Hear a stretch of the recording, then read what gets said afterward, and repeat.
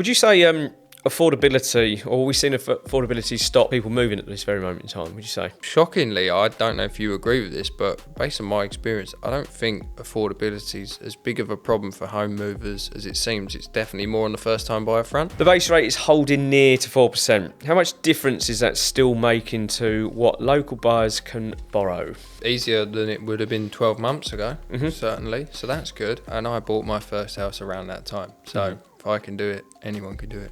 It's no secret estate agents aren't millionaires. How are buyers adapting budgets? Are they looking for smaller homes, wider searches, shared ownership, help from family? It's probably case by case. Help from family is ideal, but it's naive to think that everyone has that opportunity. Hey, welcome back to the channel, and I'm Chris, and this is Ben. And you should know us by now. But today we're going to talk about obviously the base rate and the budget and what sort of impact we feel it's going to have on the housing market. So we'll try and give our best opinions of it. As you can imagine, there's a load of different opinions out there this very moment in time. Being honest, no one knows what it's going to do. But anyhow, we're going to give our opinion anyway. So the base rate is holding near to 4%. How much difference is that still making to what local buyers can borrow? That's an interesting one.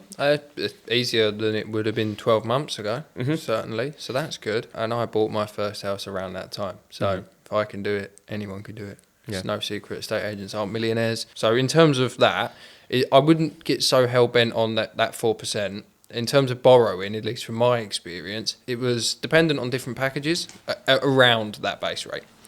So for me, a fixed rate, obviously bear less risk because it's a fixed amount, but obviously a higher payments, a higher rate, as it were.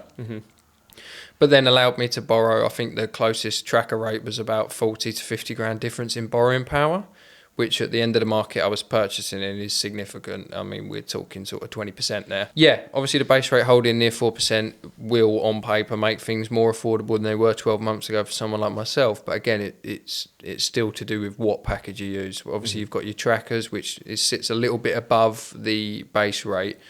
And it sort of goes with the base rate. So obviously in recent history, it's either stayed the same or dropped, which on a tracker would be a benefit. But naturally, if you're buying, it could hinder your borrowing power as opposed to a fixed rate, if that makes sense. So yeah, it's down to where you feel. Obviously, there's more risk with a tracker, and you might think, hold on a minute, there's more risk on a tracker because it could go up. Why am I able to borrow less? Well, it's because ultimately, as it stands right now, you would be borrowing less in terms of pounds and pence, but also paying back less because you're working on a tracker as opposed to, a fixed rate might be closer to 5% right now. So you'll be tied in for a fixed period of time, maybe 5 years, which, in the long run could be seen risky as well. There's no right or wrong way to do it. It's just where you're comfortable. I think, as I said, the sort of impact it's having on the market at the moment. Like for me, if we look at the figures in just October alone, obviously month to date, the numbers are pretty much exactly the same as they were this time last year, when they were obviously very low towards the 1%, and obviously it was going up. For me, it had a massive impact on buyers, and it was that sort of shock, wasn't it? Because again, like I said, I go back to, I was used to paying 5.5 when I bought a property. So for me, that was a sort of norm. I think there's a lot of people that were quite used to a low rate, and then suddenly when it's gone up, it's like, oh my God, this is like horrendous, which it is. Obviously, it was a huge amount. Obviously, my mortgage went up ridiculously. So it's still a shock to me, but I think now when you're looking at what the rate is currently doing, obviously there's talks about it coming down. Obviously inflation's still high. Is it going to be coming down in the next month or two? I don't know, personally. But for me, it's not so much having an impact on the market, I would say, personally. What would your view be on that? No, definitely not. It's only been better than it was 12 months ago. So if it's going to have any impact, it's probably a positive one as opposed to a negative one. Obviously, affordability-wise, in terms of a question, is it helping or hinder, when it comes to people moving? Shockingly, I don't know if you agree with this, but based on my experience, I don't think affordability is as big of a problem for home movers as it seems. It's definitely more on the first-time buyer front. But I also feel that the affordability side of that is obviously you've got to save up a hefty chunk of change to put a deposit down on a house. So I think a large thing that counts people out of the purchasing rather than renting is that, large chunk of money you have to put down, which is can be seen as unattainable for some people. And I think again, from a lot of the posts that I'm seeing online, I see, it's unaffordable for first-time buyers. But the sort of trends that I've certainly seen within the last couple of months, and correct me if I'm wrong, but there's a lot more first-time buyers coming back into the market now. So a really interesting point when you've got all of these talks going on, especially with the budget. Again, obviously there's a load of things that they're looking to do to improve the market. And as I said, I don't think it's going to necessarily have a negative impact on what the market's going to do. I think, if anything, with a couple of things there, it could personally increase the market. Now, if you go back to where I was at the beginning of the year, I was expecting this latter part of the year to pick up. I'm still on the fence because that could be argued one way or the other, but it doesn't seem to be deterring, in my view, first-time buyers from the market at the moment, which is quite encouraging, just on the numbers and the deals that we dealt with recently. No, certainly. And I think that, budget aside or anything like that we're discussing currently, I think if somebody, as they always say, first-time buyer, to be a first-time buyer is impossible. If you can't get your hands on the deposit money, no matter what that interest rate looks like, you're counted out at the first place. So I don't think it's halting people. I think the base rate coming down to where it is now is making it more affordable for first-time buyers that could have accessed the market anyway. Mm-hmm. Obviously, those that don't have the deposit, that's first hurdle you're not over, so it's not affecting them directly. But obviously, with the base rate coming down, it is more feasible for people to pay their monthly payments. And I do agree with what you're saying. I'm seeing more first-time buyers taking that jump. It feels like every time they drop 0.25%, there's an influx of first-time buyers coming out of the woodwork. Mm-hmm. And I think, as I said, from that point of view and what we're seeing at the moment, there's more choice for buyers, isn't there? So would you say affordability, or are we seeing affordability stop people moving at this very moment in time, would you say? It's always a factor people consider, the whole cost of move. I've not had a situation where I don't think I've had a situation at all for a very long time where, someone's come to the market, we've sold, and then suddenly they can't move because they can't afford to move. Mm-hmm. You move within your means, especially when you're moving house. You're always moving for a reason. Mm-hmm. Obviously, it might halt an upsize, but I like to think, and that's probably why I've not seen it, is because if you're upsizing, you'll probably do that due diligence first before committing to do such a big thing like welcome strangers, really, to your home to do viewings, etc., mm-hmm. and to ultimately try and get sold and go through a legal process. You do that due diligence first. So it might be halting upsizers, but then with the base rate that continues to fall, I don't see any correlation in that. So I would say it's neither slowing the pace nor halting people from moving. Yeah, I quite agree. And I think, going back to it, I think that the slightly higher end of the market at the moment is certainly being impacted. And again, there's a lot of people I've been speaking to recently, again, about mansion tax and everything else that's going on.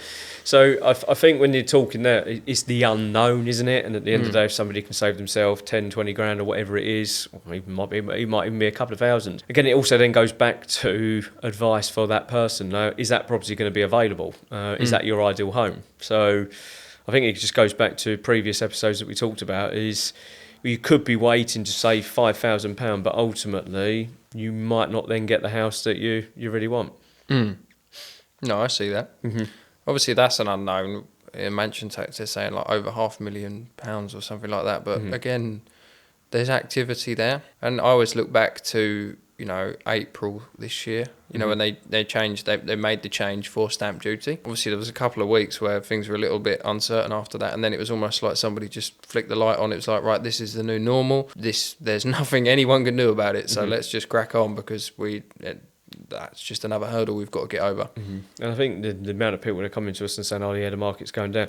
For me, the market, don't get me wrong, there was a lot of deals that were looking to be completed before, obviously, the 1st of April. But they were deals that were agreed like end of last year.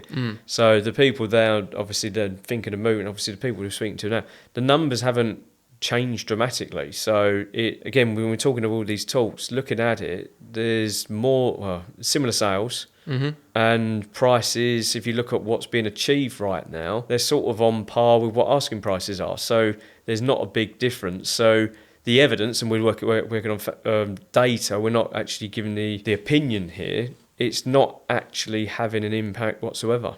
No, certainly not. And a lot of the changes, at least the proposed changes, aren't directly going to affect the majority of Sittingbourne. Mm-hmm.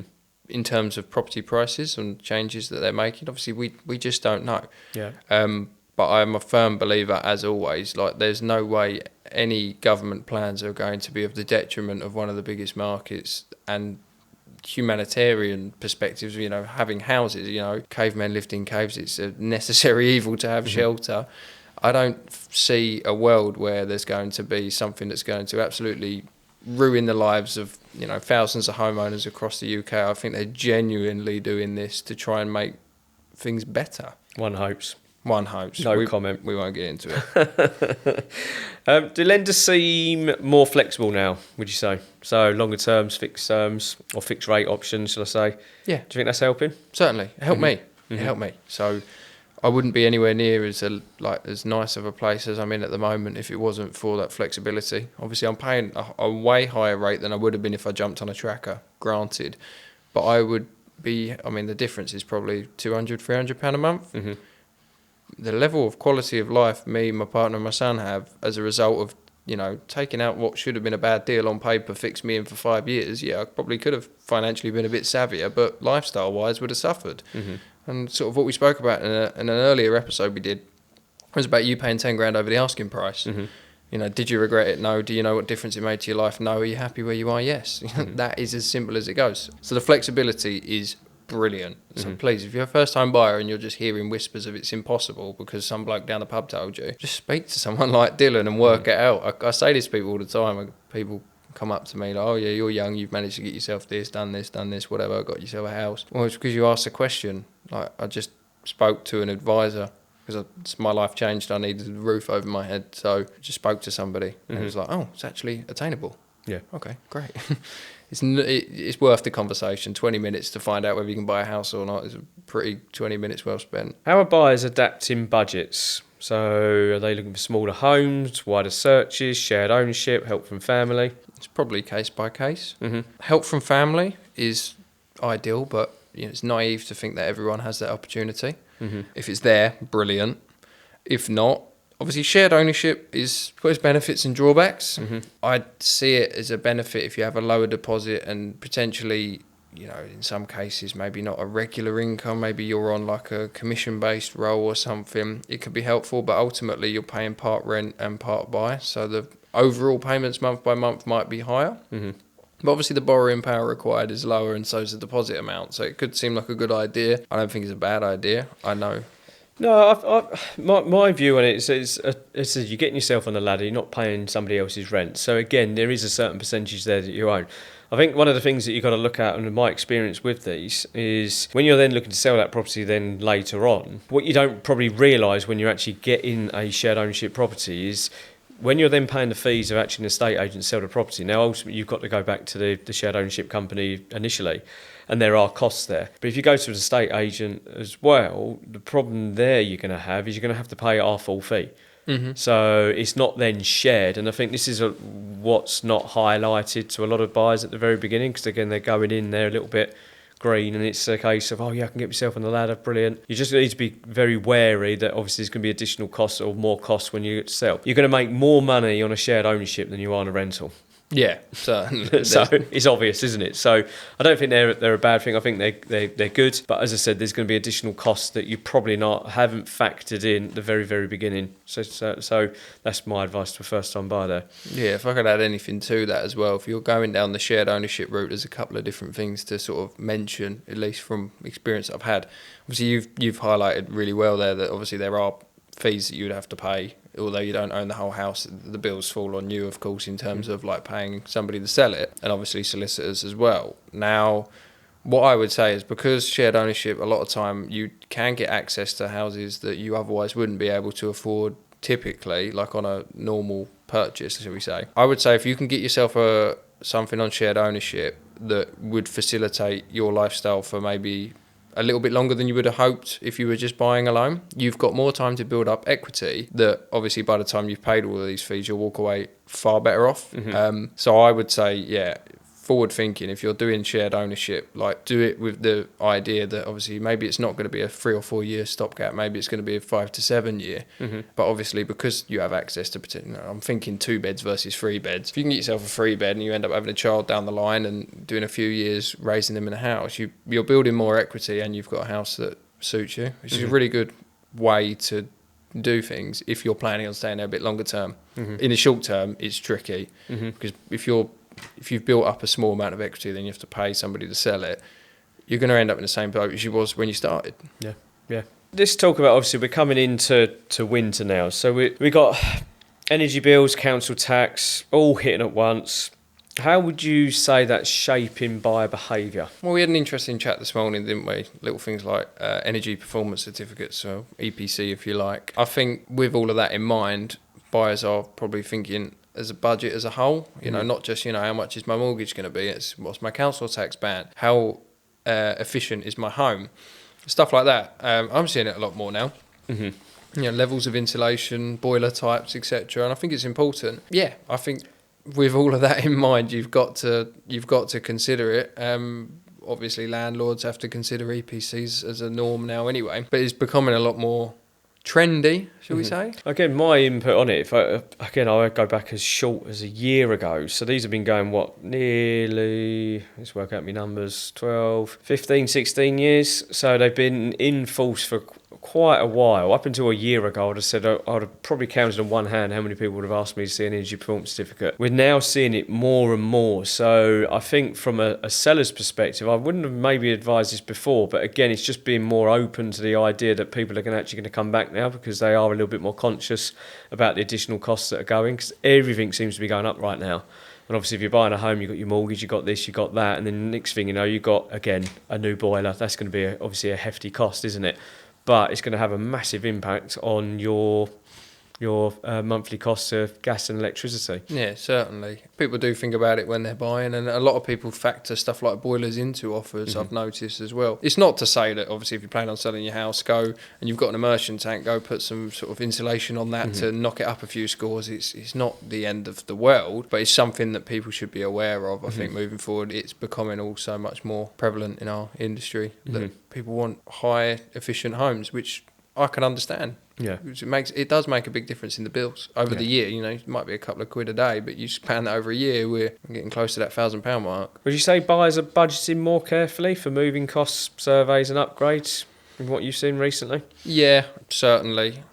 Although, if you're buying anywhere, I think you should have like a cash buffer of some description anyway for this. But a lot of first-time buyers, they're opting for the reservation agreement route to show how serious they are and make sure that they're protected, as well as having money for level 2, level 3 home buyer surveys and mortgage valuations and all sorts along the lines. I think people are a lot more prepared now, and I think it's because they just want to make the right choice. So if you're a seller, obviously we're going into the winter months now, and notoriously you hear time and time again, it's a rubbish time to sell. It's winter, nobody moves. Again, there's two sides to this, but if you're a seller at this very moment in time and you are needing to sell, what advice or tips can you give to a potential seller at the moment to make their home more homely? In terms of like staging and preparation? Yeah. So little things like, in the summer you'd do it differently to the winter. In the winter, warmer toned lights, make sure, I personally, if I was showing people my home in the winter, I'd probably make sure the heating was on an hour before. Not too hot that it feels like, too much, like a bit of a sauna, but enough for it to feel warm. Candles can work. It seems to have an effect when I do viewings with, the seller's left a candle and it's got a nice aroma. Just making it feel a bit more cosy, stuff like that. Don't do what you do in the summer, which is, open up all the blinds and open up all the windows wide, because that's probably not going to go down too well, especially if you've had your heating on, talking about efficiency. So yeah, just stage it nicely, warm lighting, make it feel inviting, make it feel like they would like to sit on the sofa and, watch some EastEnders or something with you. Not that we'd do that on a viewing, but that kind of impression. And if you're holding off at this very moment in time because an agent's telling you to release on Boxing Day, what's your views on that? It's crazy to me. I've been so anti this Boxing Day thing. It just delays everything. You're going to launch on a day with hundreds of other properties, most of which aren't new. They've just been price adjusted. So already when you're going live and your agent's saying, we're big launch on Boxing Day, it's the busiest traffic day. Obviously you're going to be going on as a fresh property to the market up against a load of properties that have just been reduced heavily to get rid of. You're going to be priced out immediately if you've not gotten the right advice from the start. And I can't tell you how many properties launched on Boxing Day last year. Most, I can't say most, I don't know the exact figures, but an awful lot of them are still available today. Well, I know just over 50% of them were price adjustments. So that's exactly. That blows your mind. So you've launched your beautiful new journey on Boxing Day because the agent said it was a good idea, and all you've done is price yourself out 25, 50 grand to the market because all the old stuff has just dropped immensely. And then like we've said before, you're only going to get around 80% of that original marketing price. If you've got it 50 grand wrong, then you know it could be troublesome. Just why wait? I put my offer in on the 10th of December. If it's, you're listening to this now and you're going to hold off until Boxing Day, you've lost me as a buyer and thousands of others as well. Again, it's one of those, isn't it? Because obviously it's Christmas, isn't it? And I think again that could be another a good way of actually getting the home out, really. Again, because you've got that warmth. Again, you're setting the scene. It's more inviting, I would say, all depending on what you put up, obviously, of course. But again, for me, that could be the reason why it sells. But ultimately, if you're getting close to Christmas, my view is wait until the mid-January sort of mark. Personally, for me, that's just my experience, just on looking at the numbers, because there's not a huge amount that actually sells between Christmas and the end of January, to be honest. Well, that's because obviously they all launch on Boxing Day, and estate agents, while they're with their families, are sitting there with a work inbox they don't have access to, up to the eyeballs of inquiries that they're not actioning. So why wait? Wait for that to drop off and all of them properties to, the other 50% to reduce. And then, start again middle of January. That's if you want to move. If you need to move, now. Yeah. And again, we've touched base in the past and we're at the off market. So even if you're not on Rightmove, as I said, I don't think you should be going on to Rightmove around Boxing Day purely because you're going to be one of hundreds that are currently on the market. But the off market approach is another option. So you can be on the market but not on the market is obviously a strategy that we've implemented now, isn't it? So again, obviously touching base on that, obviously the next question I sort of have is should they wait till spring? Because again, there's another question that comes in is, I'm going to hold off now till spring. And again, you go back on previous years, notoriously, spring is a better time to sell. There's a little bit more confidence, it looks better, and based on previous years, that's usually the strongest time to sell. However, should they wait? Well, you could say, let's wait till spring, and then spring rolls around, you go, we'll wait till summer, and then they go, summer's everyone's on holiday, let's wait till September, and then September the kids are back at school, and then it's Christmas, and then you've never sold at all. If you want to sell, sell when it suits you. If you need to sell now. There's no more to that. It's just whatever suits you. Obviously, spring, you'll have a better result launching in spring than you would on Boxing Day. But again, it ties into wants and needs. It also ties into what have you seen, what's your motivation. It's case by case. But if you're going to do one thing for definite, is just don't launch it on Boxing Day. Well, again, it's so they're doing a few things there that could be positive that could actually help increase the market. So again, if you're looking at now of waiting, you could go into a position where the market's booming again. And ultimately, if the market starts to boom again, I don't know if it will, but ultimately if it does, then you could be paying an extra £10,000, £15,000 more for the property you're going for. So that money you've saved, all right, you can probably put it on your mortgage, but you could end up being in a position where you're now overpaying because, again, the market is strong. So I think there's an argument to both. There's some people that can say, the market's going to crash. There's some people that can say it's going to go the other way. But again, we don't know. No, you don't. And, it's just worth, I think every arrow points back to if you need to move. If you want to move, well, it's your decision, but why not? There's never, I'm a firm believer there's never going to be a time, especially if you're tying in your onwards purchase, where the market drops so much you have to sell 20 grand under current asking conditions. And then by the time you found a place 2 weeks later, the market's rocketed up and you're now having to pay 20 grand over and you feel like you're 40 grand out of pocket. I don't believe that's ever going to happen. I mean, I might be wrong. This might clip really badly. But when is it going to be that dramatic if you're actually tying something into a move? You might have situations where you might have sold in 2021 or 2022 and then you've tried to buy in 2023 and it's a little bit less, which is a result. But then you've gone into rented for them 2 years and all the money you would have saved, like you said earlier, you're paying someone else's mortgage. So there's going to be a markup on that. So the only way to win in the property market is that you're smiling on completion day, you're happy, and you've secured your next home. That's the way to win. It's a feeling. It's not financial.